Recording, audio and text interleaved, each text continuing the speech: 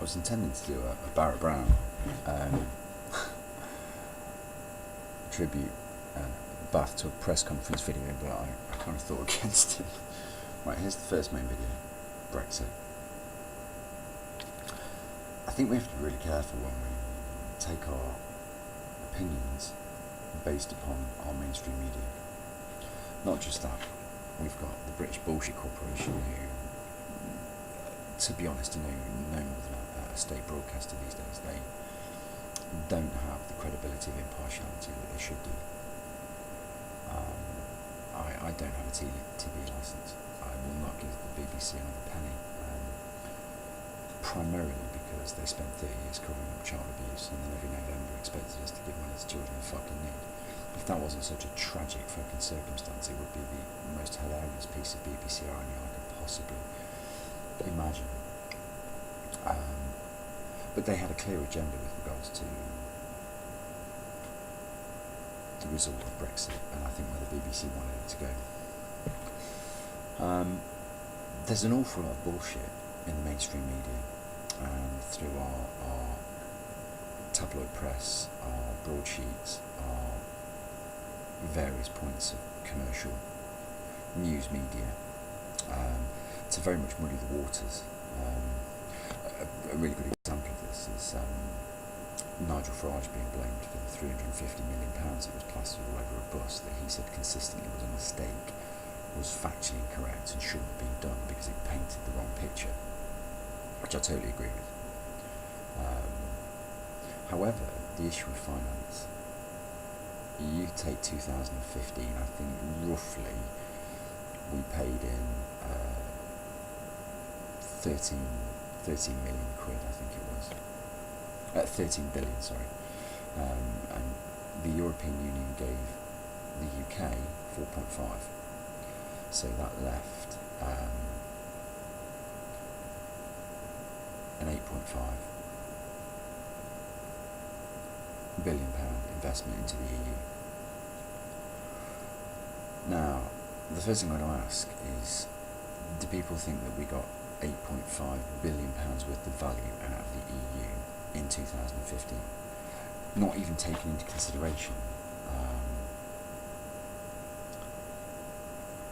fishing quotas and the fact that any boat from an EU country can come fish in British waters, which pretty much destroyed, in combination with EU and UK fishing quotas, killed our fishing industries in Peterhead and Falmouth. We've seen major manufacturing and industrial projects transferred out of the UK with UK taxpayers' money to boot, just add insult to injury, to other European countries. We have to have open borders, which I'm fine with. You know, my reasons for voting to exit the EU have nothing to do with immigration, and I think that's the great joke and the irony again of people that voted purely for immigration.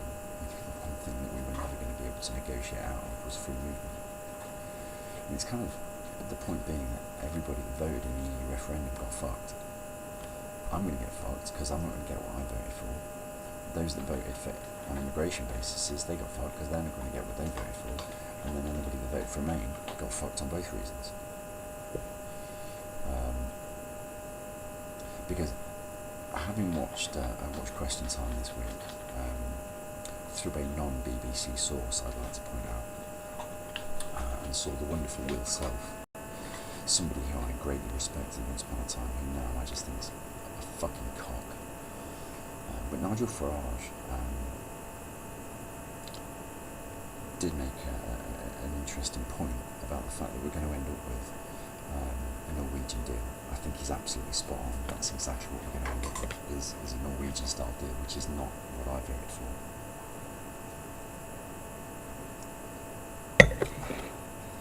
I wanted to vote to get out of the single market. When we originally voted in 1973, the single market was the right thing. Now it's not.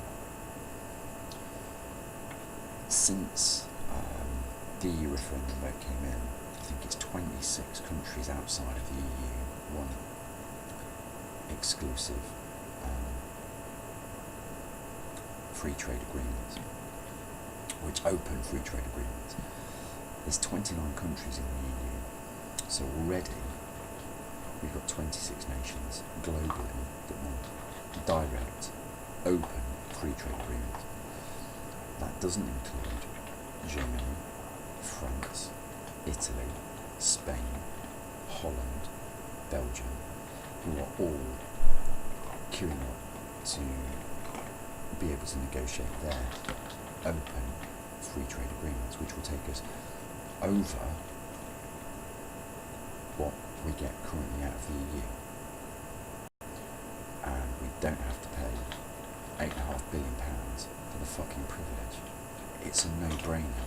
Anybody that thinks that stepping out of the EU is going to be catastrophic economically doesn't understand the problem, doesn't understand the politics, doesn't understand the economics, and doesn't understand the situation. And predominantly is getting their information from their mainstream media, which fundamentally has been pretty much pro-Remain, because that suits the vast majority of those that the Remain camp wheeled out. And that's another interesting fact. Think back over the 8 months leading up to the referendum vote. Look who the Remain camp wheeled out as their Remaining representatives. They were toss-bags for a start, and they were all people who had a vested interest with the UK remaining in the EU.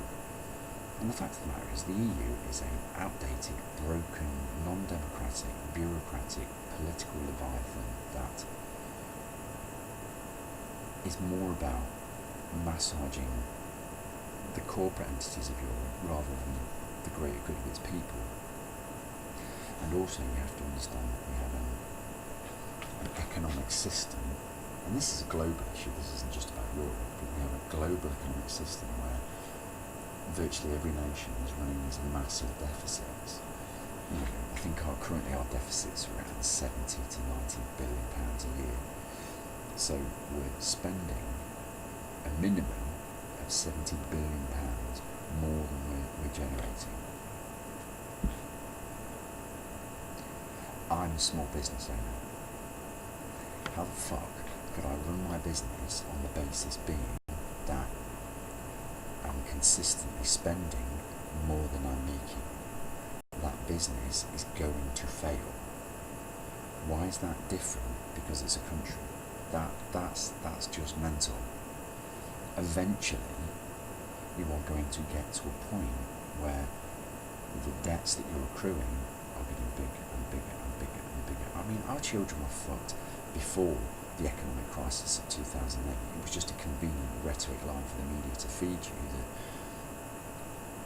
because of Labour and their reckless spending, our children's futures are now destroyed.